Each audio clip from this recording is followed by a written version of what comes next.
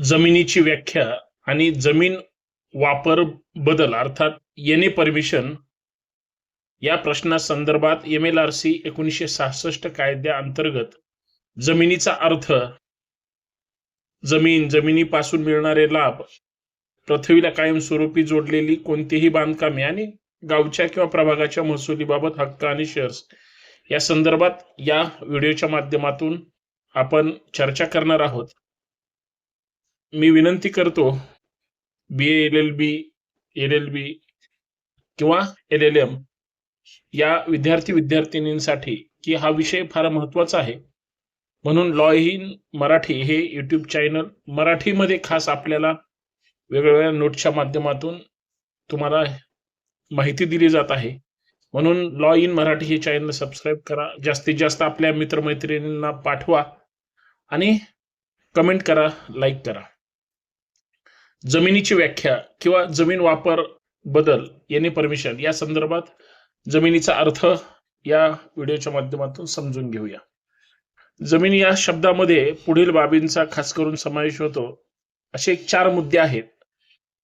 अर्थात जमीन म्हणजे लँड, जमिनीपासून मिळणारे लाभ, बेनिफिट्स अरेस्टिंग फ्रॉम लँड. तिसरा, पृथ्वीला कायमस्वरूपी जोडलेली कोणतीही बांधकामे किंवा वस्तू. आणि 4, गावच्या किंवा प्रभागाच्या महसुलीतील हक्क, शेअर्स किंवा त्यावरचे चार्जेस. म्हणून जमीन ही फक्त माती नसून तिच्याशी जोडलेली बांधकामे, उत्पन्न, हक्क, कायदे यांचाही समावेश या माध्यमातून होत असतो. कृषी वापरासाठी जमिनीचा उपयोग कलम 41 नुसार कृषी धारकाला पुढील गोष्टी करता येतात. 1. शेती, विहीर, टाक्या, तलाव तयार करणे. 2. शेती सुधारणा अर्थात इम्प्रूव्हमेंट करणे. 3. फार्म बिल्डिंग अर्थात घर, गोठा, गोदाम इत्यादी बांधणे. आणि 4. हे काम स्वतःच्या किंवा सेवक, मजूर, प्रतिनिधी यांच्या मदतीने करता येते. तर दुसरा महत्वाचा मुद्दा आहे, फार्म बिल्डिंग बांधण्यासाठी अर्थात कलेक्टरची परवानगी महत्वाची आहे का? तर अर्थात फार्म बिल्डिंगसाठी कलेक्टरची परमिशन आवश्यक आहे. कारण महानगरपालिका क्षेत्राजवळील काही विशिष्ट अंतराची जमीन, नगर परिषद, नगरपंचायती जवळील जमीन आणि टाउन प्लॅनिंग स्कीम मधील जमीन कलेक्टर पुढील मर्यादा पाहूनच परवानगी देत असतात. याच्यातला तिसरा महत्वाचा मुद्दा आहे तो म्हणजे परवानगी मिळाल्यास फार्म बिल्डिंगच्या क्षेत्रफळाच्या मर्यादा. त्याच्यात एक 3 महत्वाचे मुद्दे आहेत, पार्ट आहेत. ते म्हणजे परवानगी मिळण्यासाठी अर्थात फार्म बिल्डिंगच्या क्षेत्रफळाची मर्यादा काय आहे? तर कृषी जमीन अर्थात 0.4 हेक्टर टू 0.6 हेक्टर म्हणजे 0.4 ते 0.6 हेक्टर त्या क्षेत्रफळाची मर्यादा. जास्तीत जास्त 150 स्क्वेअर मीटर बांधकाम. दुसरा मुद्दा 0.6 हेक्टर पेक्षा अधिक जमीन, जास्तीत जास्त 1/40 भाग किंवा 400 स्क्वेअर मीटर जे काम म्हणजे जे कमी असेल ते. आणि तिसरा महत्वाचा रेसिडेन्शियल वापरासाठी म्हणजे राहण्याच्या संदर्भात वापरासाठी जास्तीत जास्त 150 स्क्वेअर मीटर जमिनीचे क्षेत्र कितीही असो त्या प्रमाणात. अर्थात कलेक्टरची परवानगी न देण्याची कारणे काय आहेत? तर जमीन 0.4 हेक्टर पेक्षा कमी असल्यास किंवा जमीन इमारत 5 मीटर पेक्षा उंच किंवा एकाहून अधिक मजली असल्यास किंवा बांधकाम निर्धारित मर्यादेपेक्षा जास्त असल्यास कलेक्टरची परवानगी म्हणजे कलेक्टर न देण्याची ही कारण असू शकतात. 5वा महत्वाचा मुद्दा आहे नियमांचे जर उल्लंघन केले तर. नियमाचे उल्लंघन केले तर फार्म बिल्डिंग समजा उल्लंघन करून जर बांधली तर ती जमीन नॉन ऍग्रिकल्चर येणे म्हणून वागवली जाईल आणि दंड व येणे टॅक्स या संदर्भात त्याच्यावर आकारला जाऊ शकतो आणि त्याची जर तक्रार केली तर तो दंड भरावा लागतो. पुढचा महत्वाचा मुद्दा आहे जमीन कृषीवरून व अन्य कोणत्याही वापरासाठी रूपांतर. क्रम 42 कलेक्टरची परवानगी शिवाय कृषी जमीन नॉन ऍग्रिकल्चर येणे करू शकत नाही. आणि त्याच्यात महत्वाचा पहिला पॉइंट आहे येणे परमिशन आवश्यक.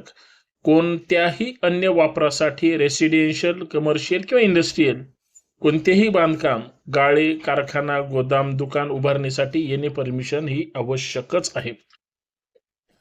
दुसरा महत्वाचा मुद्दा, येणे परमिशन आवश्यक नसलेली प्रकरणं कोणती आहेत जी महत्वाची असतात. ग्रामीण भागात स्वतःच्या निवासासाठी जर घर बांधायचं असेल तर येणे परमिशनची गरज नाही. छोट्या व्यापारी व्यवसायासाठी क्षेत्रफळ साधारणतः 40 स्क्वेअर मीटर असेल तर परवानगीची गरज नाही. आणि त्या दुसरा मुद्दा अर्थात तिसरा टप्पा, खाद्य प्रक्रिया उद्योग असेल जे मायक्रो असतील, स्मॉल असतील, मीडियम असतील, ग्रामीण भागा क्षेत्रासाठी त्यांना येणे परमिशनची गरज नाही.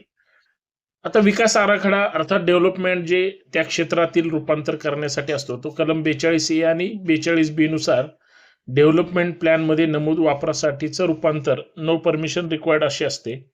आणि जमिनीच्या कृषीवरून डीपी मधील निर्दिष्ट अर्थात रेसिडेन्शियल, कमर्शियल वापरासाठी थेट रूपांतर करता येते, परंतु कन्व्हर्जन टॅक्स असेल, अधिक येणे असेसमेंट आणि अधिक गव्हर्नमेंट ड्यूज इतके भरावे लागतात. म्हणजे 3 टप्प्यात तुम्हाला ते टॅक्सेस किंवा ती रक्कम भरावी लागते. आता या सगळ्या ह्याच्यामध्ये जी ऑक्युपंट क्लास 2 ची जमीन असते ते प्लॅनिंग अथॉरिटी कडून परवानगी आवश्यक असते. आणि परवानगी मिळाल्यानंतर जो शासकीय नजराना असतो, जे प्रीमियम व इतर ड्यूज असतात ते सुद्धा भरावे लागतात. यातला तिसरा महत्वाचा मुद्दा म्हणजे अंतिम विकास आराखडा, जो फायनल डीपी असतो. फायनल डीपी मध्ये सुद्धा ज्याप्रमाणे जमिनीचा वापर दर्शवलेला असतो तसाच वापर करण्यासाठी कन्व्हर्जन टॅक्स भरून जमीन येणे म्हणून घोषित होते. राज्यस्तरीय ओरिजिनल प्लॅन क्षेत्रातील रूपांतर कलम 42C नुसार ड्राफ्ट किंवा फायनल रिजनल प्लॅन मध्ये समाविष्ट जमिनीचा येणे वापर करता येतो. आणि परंतु पुढील देयक याच्यामध्ये अनिवार्य असतात. ती कोणती? कन्व्हर्जन टॅक्स, येणे असेसमेंट आणि गव्हर्नमेंट ड्यूज क्लास 2 लँडची ही देयकं भरल्यानंतर जमीन तुमची येणे म्हणून घोषित केली जाते. कारण कन्व्हर्जन टॅक्स हा महत्वाचा आहे, येणे असेसमेंट करणंच अपेक्षित आहे, आणि गव्हर्नमेंट जे ड्यूज असतील ते. गावांच्या सीमा असतील, शहर सीमा 200 मीटरच्या आत असतील किंवा निवासी वापरासाठी कलम 42D नुसार गावच्या सीमा, शहर सीमा 200 मीटरच्या आत निवासी वापरासाठी, हे अत्यंत महत्वाचे आणि नवीन प्रावधान याच्यामध्ये शासनाने केलेलं आहे. परीघ 200 मीटर पॅराफेल एरिया मधील जमीन अर्थात ड्राफ्ट असेल, फायनल रिजन असेल, रिजन प्लॅन असेल किंवा डेव्हलपमेंट झोन असेल, यामध्ये असलेली जमीन याच्यामध्ये गृहीत धरली जाते. आणि स्वयंपूर्णपणे डीम्ड किंवा रेसिडेन्शियल येणे मानली जाते ती प्रक्रिया कुठली आहे? तर धारकाचा अर्ज किंवा कलेक्टरची सोमोटो कारवाई त्या सगळ्या प्रक्रियेमध्ये होऊ शकते. कलेक्टर कन्व्हर्जन टॅक्स आणि येणे असेसमेंट निश्चित केला जातो. क्लास 2 लँड असल्यास दस्तऐवज सरकारी परवान्या तपासूनच नजराना निश्चित केला जातो. आणि 30 दिवसात नोटीस पाठवून सर्व देयके हे भरावीच लागतात. मग ती जमिनीच्या नोंदवहीत ROR एंट्री करावी लागते आणि 60 दिवसात सनद किंवा येणे ऑर्डर मिळतो. अपवाद याच्यामध्ये काही गोष्टी आहेत ते सरकारनं विशिष्ट उद्देशानंच दिलेली जमीन आणि रिजनल प्लॅन मध्ये आरक्षित असलेली जमीन यावर सेक्शन 42D लागू होत नाही. याचा निष्कर्ष असा आहे की MLRC 1966 नुसार जमिनीची व्याख्या अत्यंत व्यापक आहे आणि बांधकामे, फायदे, कर, महसूल हक्क यांचा समावेश करते. कृषी जमिनीवरील कुठलीही इमारत किंवा अन्य वापर करण्यासाठी कलेक्टरची परवानगी आवश्यक असते. डेव्हलपमेंट प्लॅन, रिजनल प्लॅन मधील प्रकरणामध्ये काही वापर हा डीम्ड येणे घोषित होतात आणि परवानगीशिवाय वापर केल्यास दंड किंवा येणे असेसमेंट वाढव जमिनीचा थेट नॉन ऍग्रिकल्चर घोषित करण्याची कारवाई होते. म्हणजे या संदर्भात या व्हिडिओच्या माध्यमातून आपल्याला जमिनीची व्याख्या किंवा जमीन कशा संदर्भात आहे हे सगळ्या गोष्टी या पद्धतीने आपण पाहिलेल्या आहेत. याच माध्यमातून दुसऱ्या प्रश्नाबद्दल आपल्याला चर्चा करता येते, ती म्हणजे जमीन सोडणे, अर्थात हक्कदाराने स्वतःहून आपले जमिनीवरील हक्क सरकारच्या फायद्यासाठी कायमचे सोडणे. म्हणजे सरकारला जमीन देण्याचा प्रकार म्हणून मालकीची जमीन सरकारच्या कामासाठी हक्क सोडणे, या अर्थाने या प्रश्नाकडे पाहिलं पाहिजे. रेलिंक्विशमेंट, जमीन सोडणे, अर्थात 1966च्या या कायद्यानुसार रिलिक्विशमेंट म्हणजे हक्कधारकाने, जो ऑक्युपेंट आहे, स्वतःहून आपले जमिनीवर हक्क सरकारच्या फायद्यासाठी कायमचे सोडणे. याचा अर्थ मालक जमिनीचा किंवा जो धारक आहे स्वच्छेने जमीन राज्य सरकारकडे परत देतो आणि त्याचे मालक हक्क संपुष्टात येतात.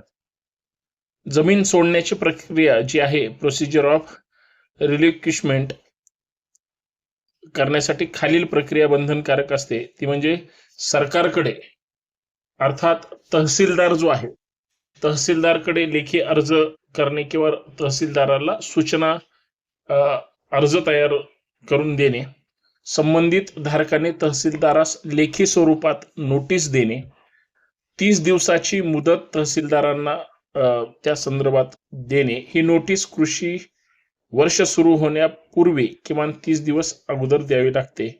आणि तिसरा महत्वाचा मुद्दा आहे, हक्क समाप्त होण्याची तारीख. नोटीस वैध असल्यास धारकाचे जमिनीवरील हक्क पुढील कृषी वर्षाच्या सुरुवातीपासून संपुष्ट होतात. म्हणजे चालू वर्ष होण्याच्या अगोदर 30 दिवसाच्या आत नोटीस देणं बंधनकारक आहे आणि पुढील वर्ष सुरू होण्याच्या सुरुवातीपासूनच तुमचा हक्क हा संपुष्टात येतो. म्हणजे तहसीलदाराच्या माध्यमातून ह्या सगळ्या गोष्टी करता येतात. याच्या अटी काय आहेत? कंडिशन्स ऑफ व्हॅलिड रिलिक्विशमेंट म्हणजे काय? तर त्याची पहिली अट आहे, पूर्ण सर्वे नंबर किंवा गट नंबरवरील उपविभाग सब डिव्हिजन सोडता येतो. केवळ काही भाग किंवा तुकडा सोडता येत नाही. म्हणजे मूळ पूर्ण जमीन असेल तेवढं पूर्ण द्यावी लागते. म्हणजे पूर्ण सर्वे नंबर किंवा सब डिव्हिजन गट नंबरवरील उपविभाग यांचे रिलिक्विशमेंट ही करता येते. आणि रिलिक्विशमेंट केल्याने इतर व्यक्तींच्या हक्कावर परिणाम होत नाही. जे इतर व्यक्ती आहेत, तर खालील व्यक्तींच्या वैध हक्कावर याचा परिणाम होत नाही. हे म्हणजे कोण? भाडेकरू, गहाणदार किंवा कर्जदार किंवा इक्विनिटी, इतर कायदेशीर हक्कधारक. फक्त सरकार आणि रिलिक्विशमेंट करणारा धारक यांच्याच हक्कावर हा परिणाम होतो. ही गोष्ट समजून घेतली पाहिजे. आणि अलायनेटेड लँडचे रिलिक्विशमेंट अलिप्त जमीन असलेल्या धारकांनाही याबाबत कलम 35 आणि 55 लागू होतो. म्हणजेच त्यांना देखील वेळ, नोटीस किंवा प्रक्रिया पाळावी लागते. राईट ऑफ वे म्हणजे हक्काचा मार्ग काय आहे की जमिनीपर्यंत पोहोचण्याचा जो मार्ग आहे तो धारकाकडील उरलेल्या जमिनीमधून जात असेल तर नवीन धारकाला जमीन मिळालेल्या व्यक्तीस त्या जुन्या मार्गाचा वापर करण्याचा हक्क कायम राहतो. हा हक्क कायद्याने संरक्षित आहे. इतकी साधी आणि छोट्या कमी शब्दामधली ही जमीन सोडण्याची प्रक्रिया आपल्याला पाहता येईल. याची जर शेवटचा निष्कर्ष जर समजून घ्यायचा म्हणलं तर रिलिक्विशमेंट मध्ये म्हणजे जमिनीवरील मालकी हक्क सरकारकडे स्वेच्छेने सोडणे. प्रक्रिया लेखी नोटीस किंवा 30 दिवसाच्या मुदतीसह काटेकोरपणे पार पाडावी लागते.